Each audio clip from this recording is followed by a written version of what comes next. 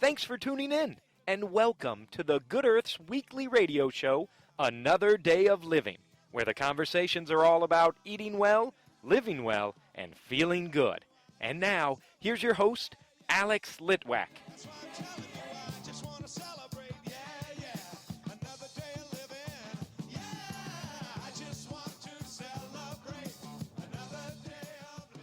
I am in a very peaceful place with Nicole Mensch. She is the owner, the director, the lead instructor, and she said the chief bottle washer at the Carmel School of Massage. Hello, Nicole. Hello, Alex. Thanks for coming today. Yes, so I've talked to people a little bit about massage, but I've never talked to anyone about what it takes to become a certified massage therapist. And here you have this school right here in Carmel. So what kind of people are coming here to get certified?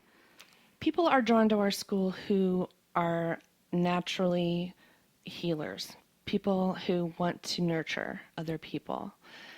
You can't teach that skill. You can teach everything else, all the techniques, the education, but you have to have a spirit of willingness to be of service to other people. That's a wonderful way to frame just the very basic foundation somebody needs before they walk in the door. So do they have to have a bachelor's degree? Do they No. they don't have to have any previous training of any kind? 18 years of age, a high school education or GED, be in general good health, and those are the requirements, basically. What kind of curriculum do they go through? Our school is a immersion style education, which is unique. If you want to learn Chinese, you go and immerse yourself in that environment, and they speak it to you from the very beginning. Our students are hands-on on the very first day of class. They're learning palpation skills, and we talk to them in medical terminology from the very first day. We don't dumb down anything. So it may be overwhelming in the beginning, but then after a couple of weeks, they catch on, and it makes sense, and things sink in. In addition to the hands-on, are they taking classes in anatomy? Yes. Our curriculum is approved by the National Certification Board, which is the highest credential in this industry. And they have 125 hours of anatomy and physiology, of course, ethics, and lab, hands-on training all throughout the program. Is this a 9-to-5 kind of school, or are they coming weekends, or a combination of both? We start a class every quarter, and every class has its own special day of the week or time. So we have a Saturday class, which is all day, 10 to 6. We have a Monday class, 10 to 6, a daytime class, Tuesdays and Thursdays, which is 10 to 2, and an evening class from 5 to 9. How many people are in each of those classes? We will start a class for one person up to 10. So we can take up to 10 people in every class. You guys are pretty flexible. We are. Let's talk about the different kinds of massage techniques that are out there. When you say you're certified by the governing body, are they certifying you in just basic massage, or are there certifications in different techniques? Our program is an entry-level program, which is 500 hours. The state requires certain things to be taught in that curriculum, and so we follow those guidelines. After they graduate from our program, they can take continuing education in hundreds of different modalities of body work. And they can do that here at the Carmel School of Massage? We offer some continuing education in orthobionomy. We have a pregnancy class, and we also have a dynamic muscle testing activation technique class called Kinetic Activation Technique, and that's coming in September. We're bringing in an instructor from New Jersey. What is that? I'm going to learn. It's going to be muscle testing to find out which muscles are not receiving the nerve communication properly, and they're considered offline. So we can deductively reason our way through finding out where the client's pain is really coming from and what muscles are specifically to blame for that dysfunction. That sounds so interesting. I know. Very cool. Again, this is basic Swedish massage. This is not necessarily deep tissue massage, or it's not hot stone massage. Those are all things they learn in addition. They learn all of those things during our program, as a matter of fact. In the first 12 weeks of our program, our students will learn a full body Swedish massage. And that's just the jumping off point for them. After that, they learn hot stones. And I come into every class and teach them what I know about deep pressure technique so that they can apply those Swedish techniques deeper with different body positions and get to deeper tissues that satisfy our clients that are more physical in their bodies. Do you get all the students to work on you? Of course. They don't have to. Of course, I don't pressure them, but they want to. They want the feedback from our instructors. So they look forward to working on us, all of us. We have 5 people on staff here, and we all love to get work from our students so that we can talk about them and promote them to our student clinic clients. How many graduates do you have? All of our students, we've probably had 50 people come through our program over 5 years. And in addition to the school, you have massage rooms here, so people can come here and book an appointment and get a massage. Yes, we have a student clinic and a professional clinic here on site. So what's the difference? Well, our student massage rate is $35, and they're working on the public. And then we have recent graduates that want to continue working here, and they will rent the room by the hour and start their business pretty much. It's a jumping off point for them. They don't have to put down $500 a month in rent right out off the bat of graduating. Then, of course, I'm still working on my clients, and my instructors also see clients here. $35 for an hour massage from a student. Yes. And then if it's a graduate or one of the staff, what is that rate? A recent graduate starts at $50 an hour, and of course the professional rates are $80 to $120 an hour. Which is great. You've got the gamut that you can run. If somebody can't afford $80, they can try somebody for $35 an hour. Right. I want to go back to one of the things you said at the beginning about people having a certain desire to be caring and to help other people in some way. How does that get threaded through the training that you're doing with these students? We want our students to know that when you're touching another person, you want to come from a place of love. And we show them the Dr. Emoto videos on YouTube. And I don't know if you're familiar with that or not, but Dr. Emoto did an experiment on water, and he would put a drop of water on a slide and freeze it and put an emotion on the water as it was crystallizing. So he would either say, "I love you, water, you're wonderful," or "I hate you, water, you're the ugliest water I've ever seen." And then he would study what the crystal looks like under a microscope.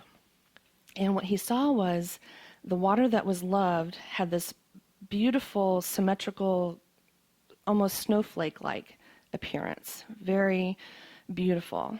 And the water that was hated was ugly and not symmetrical and had brown spots in it, for example. So we know that if we're touching a person out of love, it's going to help the water in their body, which we're 60 or more % water, helps our body line up. The molecular structure of water in our body lines up, and love is healing. It's a healing energy. I can't imagine if you had a massage therapist who was angry or hateful or just had a bad vibe. If they were working on you, it would seem that they would just transfer that to your body. Right. So it's important that our students are healed up in their own way and feel good about themselves and want to work on the public and can find the place within them that has love for that other person.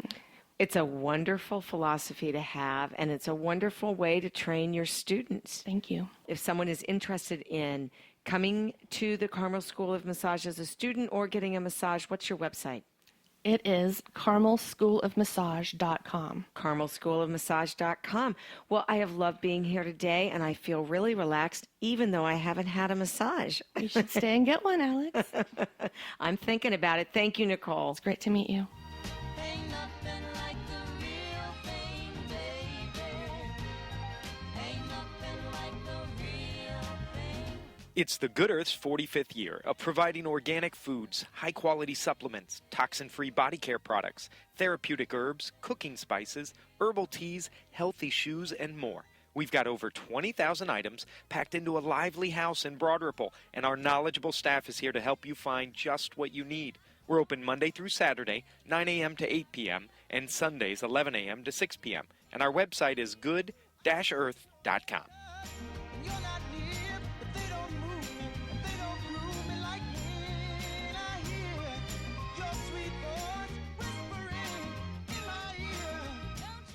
I'm hanging out with the head of the Good Earth Herb Room, Derek Weaver. Hi, Derek. Hey there. So we're not going to talk about herbs. We're not going to talk about mushrooms. We're going to talk about omegas. Your essential fatty acids. Essential fatty acids, the EFAs as they are known.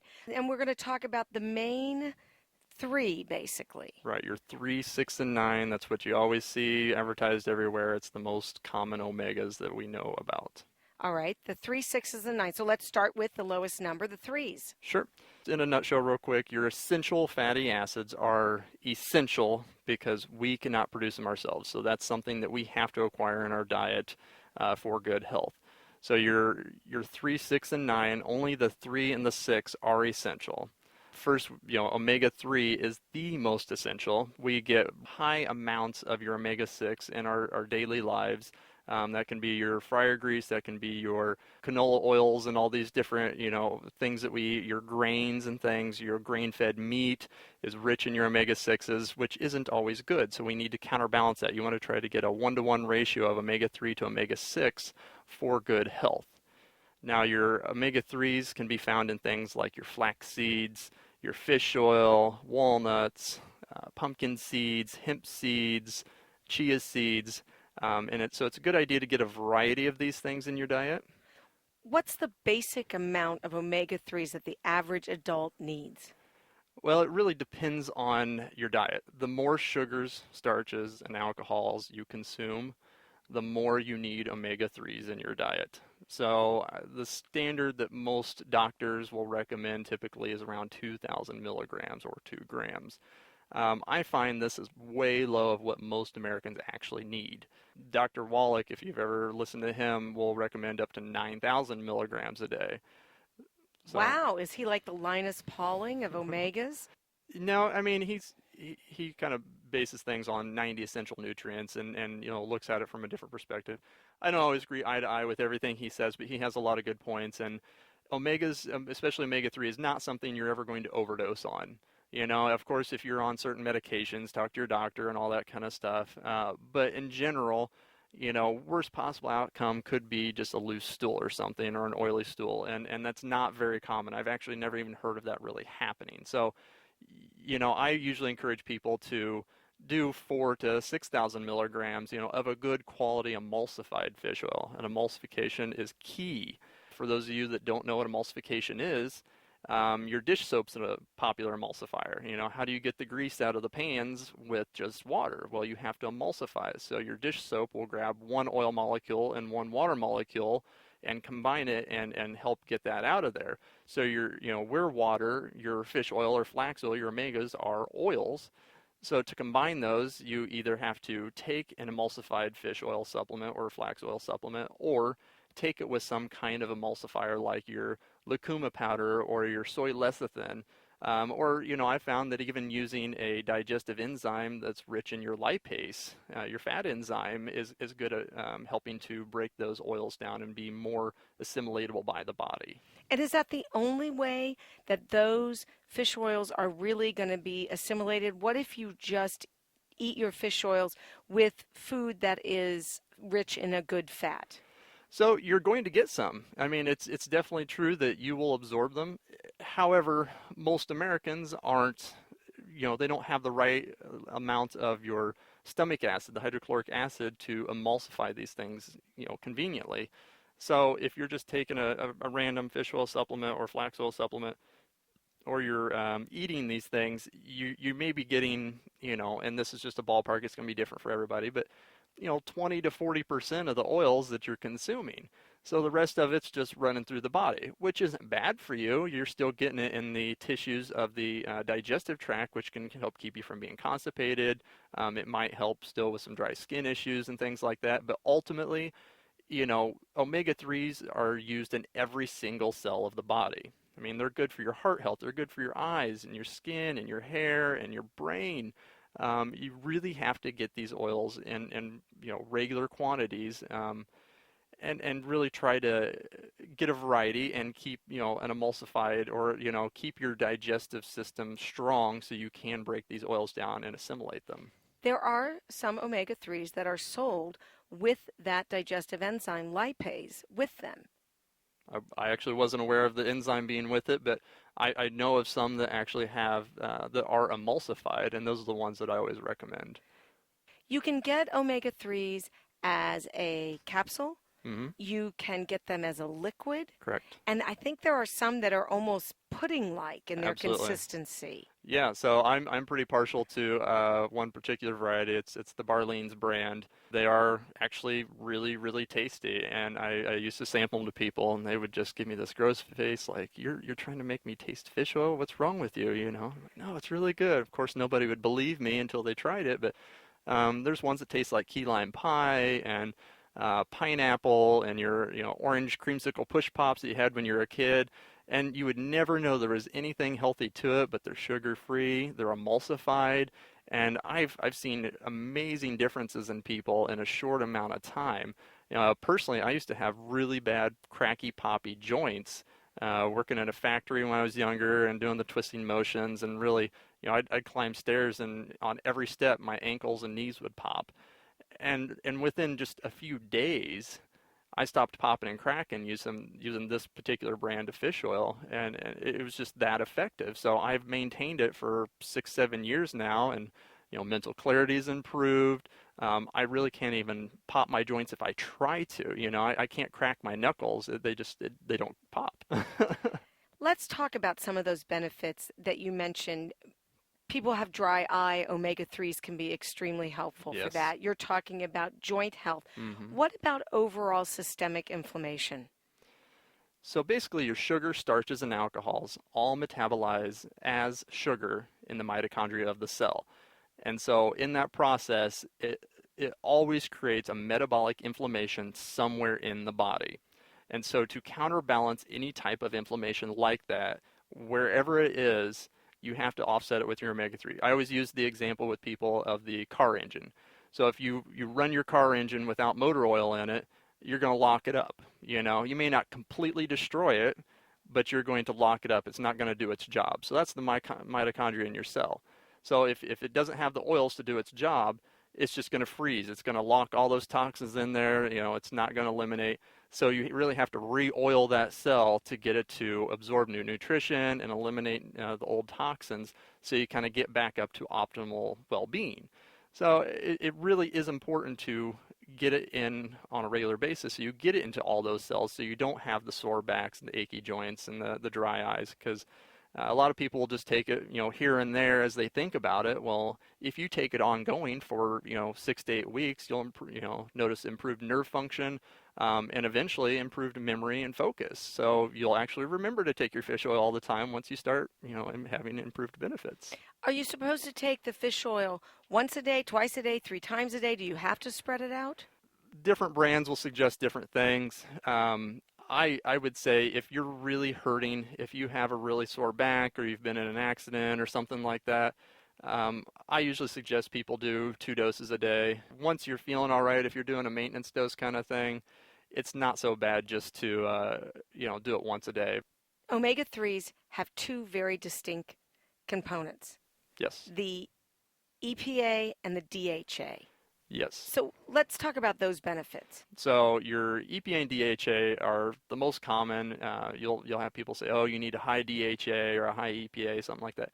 Your DHA is more of your brain, nerve health, stuff like that, where your EPA is more cardiovascular, inflammation, and things like that. So those are both found in your fish oils. So your ALA is more of a plant base. So your flaxseed oil, chia oil, hemp seed, things like that. You want to take something like that, but you're like, well, how do I get the EPA and DHA out of a plant base like a flaxseed oil if I'm a vegan or something like that? Well, the thing is where does that fish get its fish oil from, right? It's eating algae and things in the water, and it converts that ALA, alpha linoleic acid, in its liver into the EPA and DHA. That's why we take fish liver oil, cod liver oil. And so in our bodies, when we consume flaxseed oil, we break that ALA down into EPA, DHA, DPA, and whatever other omegas we need. And so from my understanding of it, as long as we have some good source of the omegas, our liver will convert, it'll take those pieces and convert it into whatever variety of omega-3 that our body needs. It typically will take more EPA to create a DHA than it would, say, to take DHA to convert into an EPA. So typically your DHA levels on bottles are lower and things like that. But again, that's why I go back to that Barlean's brand, because it's typically high levels of both. I think it's like 590 DHA on the high potency omega swirls is what they're called. And it's more bioavailable. So that's higher than most of your high potency DHAs. The benefits, why would you ever want to take a plant seed, a plant-based omega when you have the fish oils readily available, if you're not vegan or whatever? Well, there are some benefits to the plant-based. Your flaxseed is rich in what's called lignans, and sometimes you'll see different varieties, highest lignan or, fresh flax. So your fresh varieties are just plain standard flaxseed oil. They're, the way it would come from the plant and its natural ratios. Your highest lignan oil is a concentrated amount of the lignans. Your lignans are a phytoestrogen.